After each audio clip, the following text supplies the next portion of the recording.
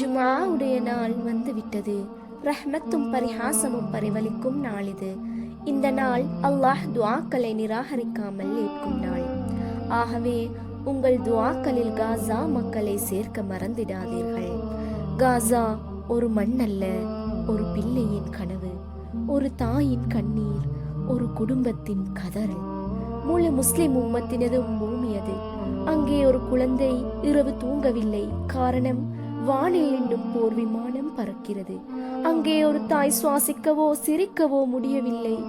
ஏனெனில் அவளுடைய குழந்தை அவள் கைகளில் இல்லை.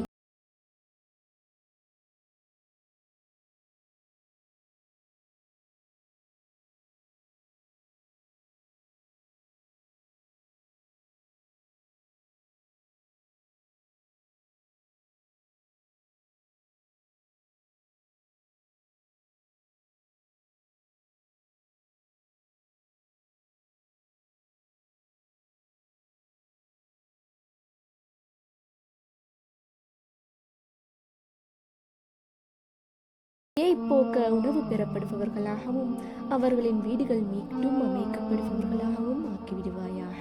ஆமீன்.